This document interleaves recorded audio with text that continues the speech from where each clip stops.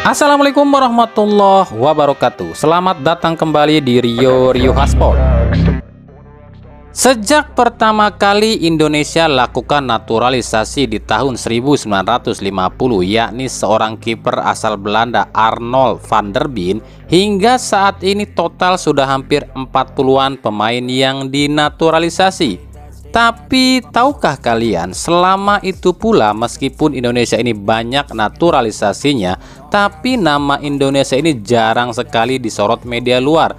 Bahkan nama Indonesia pun seolah nggak dikenal oleh dunia. Alasannya simple, sebab prestasi timnas kita ini mentok gitu-gitu aja. Piala Dunia nggak pernah lolos, Piala Asia pun cuma sampai babak grup aja. Ditambah pemain-pemain yang dinaturalisasi pun jarang yang main di luar negeri. Meskipun ada, tapi mereka nggak dikenal. Indonesia mulai dikenal dunia saat PSSI melakukan gebrakan, yakni mendatangkan ex-pelatih timnas Korea Selatan yang mampu membawa timnas Korsel ke perempat final Piala Dunia 2018, Sintayong. Kesuksesan Sintayong yang membekuk Jerman yang saat itu difavoritkan juara Piala Dunia membuat nama Sintayong ini melejit di mata dunia. Perjalanan Sintayong tak mudah saat pertama kali menerima tawaran timnas Indonesia, sebab pro dan kontra pun berdatangan, hingga akhirnya muncullah orang-orang yang mengatasnamakan mereka dengan nama local pride.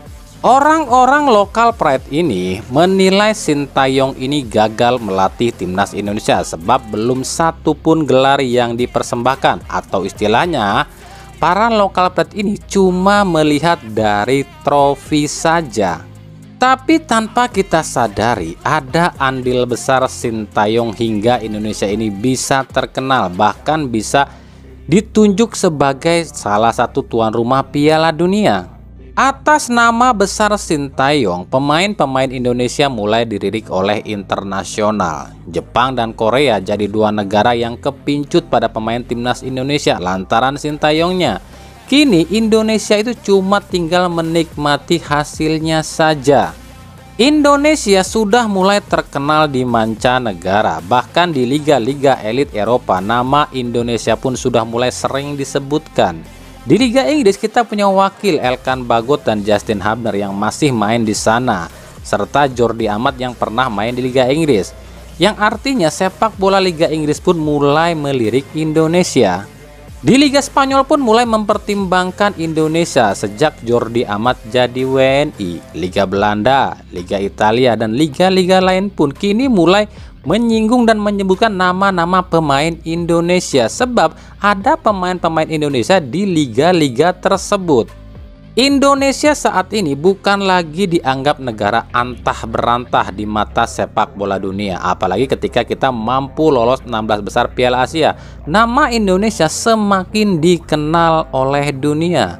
Ada yang sadar ini berkat siapa? Tentu saja berkat nama besar Sintayong yang ditopang Erick Thohir yang notabene tangan kanan FIFA yang membuat Indonesia ini semakin mendunia.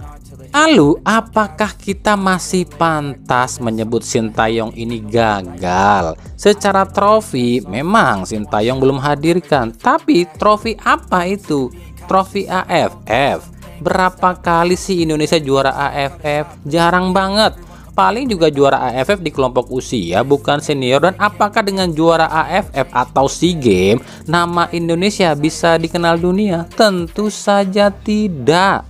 Maka dari itu, bagi orang-orang yang masih membanggakan trofi AFF, sadarlah, trofi AFF itu tak akan membuat nama Indonesia ini bisa mendunia. Dan kita pun harus sadar, nggak boleh nutup mata kalau Sintayong lah yang membuat Indonesia ini bisa dikenal oleh dunia. Yang terbaru nih, Sintayong tetap ngotot ingin memakai jasa Martin Paes untuk dinaturalisasi, meskipun ada kabar kalau Paes ini sulit dinaturalisasi. Tapi itu bagi orang-orang yang nggak paham bola lo ya. Kita jelaskan aja ya.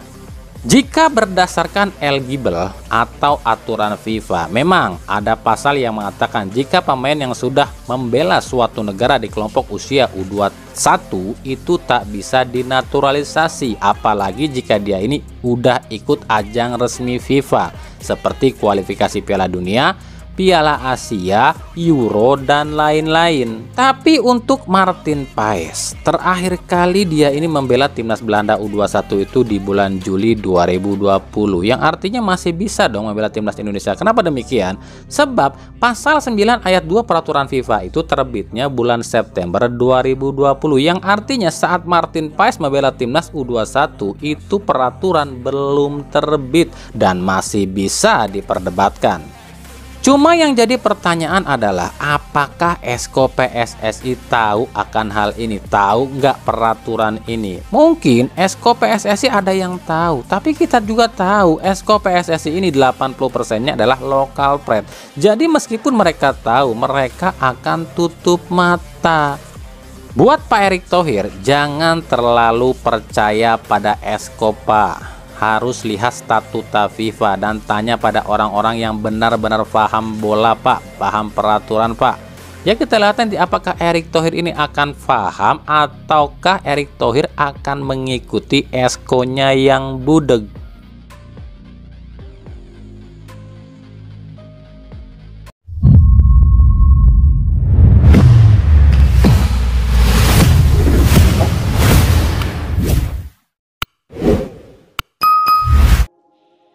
Kita ke berita klub. Pelatih Persib Boyan Hodak mengklarifikasi jika laga uji coba lawan Suwon FC ini batal. Alasannya simpel, laga ini digelar tanggal 14 Februari di mana di tanggal itu semua sektor di negara Indonesia ini dihentikan sebab ada pemilu, apalagi ini sepak bola. Lalu kalau tanggal 14 nggak bisa, kenapa nggak diubah aja tanggalnya? Ya nggak bisa lah, sebab Suwon FC ini udah punya jadwal sendiri. Tanggal 18 udah balik ke Korea. Nah, berikut pernyataan pelatih Persib Boyan Hodak yang kami ambil dari simamaung.com. There is no friendly game versus Suwon because they want to play on 14. We cannot. 14 is election day. I need to let guys have free day and go to all their cities to vote. This is their duty, am I right? Jadi udah jelas ya, di tanggal 14 Februari itu nggak mungkin akan ada pertandingan sepak bola. Karena secara logika ya gini deh, gimana Persib mau main, mau pemainnya aja pulang kampung buat nyoblos. Apalagi para pemain Persib kan bukan asal Bandung semua. Bahkan hari Selasa kemarin itu adalah latihan terakhir sebelum Persib ini diliburkan dan akan kembali lagi latihan hari Jumat nanti. Di sisi lain, inilah bobroknya mental supporter kita, khususnya yang bocil-bocil. Kalau yang udah bangkotan gelo namanya. Kami cuma mau bilang gini nih sama kalian. Kalian tuh tahu apa sih soal progres dan permainan bola? Kok berani-beraninya hujat pemain? Kalau pemain yang lu hujat ini sakit hati terus minggat dan diambil klub lain dan ternyata bagus, kalian pasti nggak mau disalahkan kan? Dibilang goblok, terada yang protes tapi emang pada goblok. Inilah yang dialami oleh Kakang Rudianto. Pertandingan lawan Persis Solo itu udah beberapa hari yang lalu lewat, tapi hujatan masih terus dialami oleh Kakang di Instagramnya. Jijik kami lihatnya, komentar para bocil-bocil tolol. Ya dibilang bocil tapi udah ada yang bangkotan juga.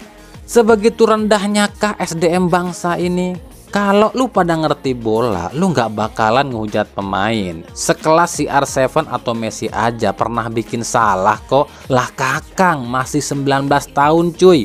Wajar kalau dia bikin salah. Dan kami pikir, emang kesalahan Kakang apa gitu? Cuma gagal menghalau bola gitu. Terus kalau di situ bukan Kakang, terus ada siapa lagi? Hah? Gimana dengan kejadian Dado yang dikeroyok 4 orang? Kalian mau nyalain siapa? Apa nyalain si Messi Doro yang bawa bola sendirian ke pertahanan Persib? Hah?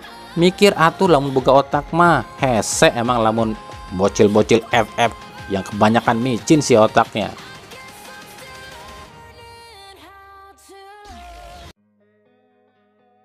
Dari PSIS Semarang yang kemarin menghujat kami soal pemain-pemain yang akan diperpanjang kontrak oleh PSIS setelah Dewangga, mana nih suaranya? Tuh, baca sendiri komentarnya. Kata dia, wong pekok nyangkem sakarepe dhewe. Gali kuwi wis diperpanjang sampai 2027, tolol. Aduh, gimana ya nanggepin yang kayak gini ya? Tuh, lihat sendiri aja deh, Gali Freitas itu baru diperpanjang kemarin cuy, sampai 2026 cuk. Buat kalian yang nggak ngerti bahasa Jawa, sorry ya kalau kami ngomongnya bahasa Jawa. Buat kalian yang ngerti bahasa Jawa ya, gimana perasaan kalian kalau dibilang kayak gitu? Makanya nek dadi wong kuwi ojo digedhekke emosi, minimal golek ilmu sek nek arep ngehujat wong kuwi. Kesel aku. Kok ada ya orang yang kayak gini? Angel.